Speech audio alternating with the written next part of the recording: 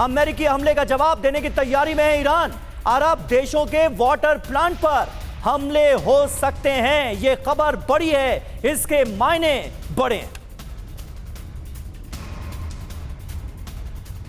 तो Iran America से बदला लेगा। मिडिल ईस्ट बूंद बूंद को तरसेगा अगर वाकई इस तरह के आक्रमण शुरू हो गए तो।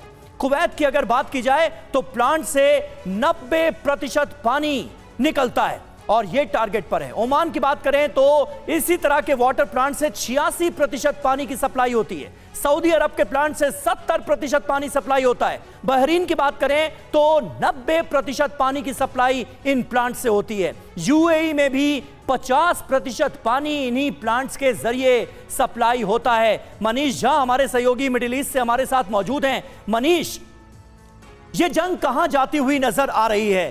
पहले ऑयल डिपो को निशाना बनाया गया, ऑयल रिफाइनरीज को निशाना बनाया गया, एनर्जी इंफ्रास्ट्रक्चर हम अपनी आंखों के सामने तबाह होते हुए देख रहे हैं, और अब वाटर प्लांट्स की बारी। अगर ईरान ने खाड़ी देशों के वाटर प्लांट्स पर हमले शुरू कर दिए तो इसका कितना बड़ा और व्यापक असर आप देख रहे हैं?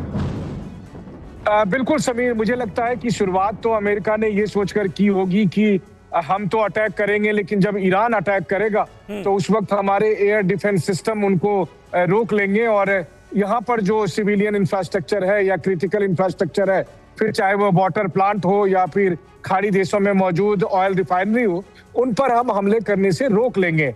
लेकिन ऐसा हो नहीं पाता है। देखिए, जंग में ये सब कुछ मुमकिन नहीं है कि आप हर कुछ को कंट्रोल कर लें। आप देखिए, रूस यूक्रेन युद्ध में तमाम कोशिशों के बावजूद हकीकत यह है कि रूस के एयरबेस भी सुरक्षित नहीं थे, उन पर अटैक हुआ, उनके ऑयल रिफाइनरी पर अटैक हुआ, और अलग अलग क्रिटिकल इंफ्रास्ट्रक्चर पर अटैक हुआ, बल्कि क्रेमलिन पर भी अटैक हो गया। क्रेमलिन के बाद तो के पास तो कमी नहीं थी एयर डिफेंस सिस्टम की। यही बात यहाँ खाड़ी देशों में होगी।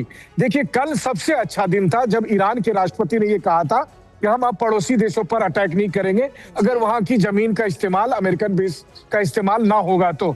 लेकिन ट्रंप ने इसको उल्टा टर्न दे दिया कि देखो जी वो खाड़ी देशों के सामने सरेंडर कर रहे हैं। ट्रंप किसी भी कीमत पर इस युद्ध को हारना अफोर्ड नहीं कर सकते हैं। उन्हें ईरान से हर वक्त ये जंग जीत कर रखनी है। लेकिन मुझे याद है, देखिए, जिस रीजन में हूं और पिछले 2.5-3 साल का जो मैंने जंग देखा है, इजराइल और गाजा की जंग याद करिए आप। छोटा सा गाजा, इजराइल ने पूरी ताकत से बमबारी की, तो भी 2 साल बाद फाइनली बातचीत करके ही आपको बंधकों को रिहा करना पड़ा था। ऐसी स्थिति में पूरे मिडिल ईस्ट में आपको हजारों नहीं लाखों एयर डिफेंस सिस्टम चाहिए होगा ईरान के एक एक ड्रोन को रोकने के लिए। मसला केवल बैलिस्टिक मिसाइल नहीं है, 10-20 ड्रोन लगातार हर सेकंड भेजते जाएगा अगर ईरान, तब आप क्या करेंगे? तो ये अमेरिका की नासमझी कहें या अमेरिका के अति आत्मविश्वास ने खाड़ी देशों के एक एक व्यक्ति तक ये जंग पहुंचा दी है। और बिल्कुल सही प्रोफेसर अमिताभ कह रहे थे कि इसका परिणाम ये होगा कि यहाँ की जो आवाम है, जो वैसे भी अमेरिका को पसंद नहीं करती थी, उस आवाम को ये लगेगा कि हमारे राजा, हमारे हुक्मरान और अमेरिका ने मिलकर इस पूरे क्षेत्र को जो इतनी बड़ी मुसीबत में डाल दिया है। तो यहाँ से एक नया खेल मिडिल ईस्ट की पॉलिटिक्स में भी शुरू हो सकता है। बिल्कुल, और उसका असर भी देखने को मिल जाएगा बहुत जल्द। लौटेंगे आपके पास एक और बड़ी खबर। ईरान पर तेज हुए हैं यूएस के हमले। एक तरफ जहां अमेरिका की तरफ से चेतावनी दी जा रही है, दूसरी ओर हमले भी तेज होते दिख रहे हैं। ईरान पर तेज हुए हैं यूएस के हमले। अमेरिका की तरफ से हाल ही में चेतावनी भी दी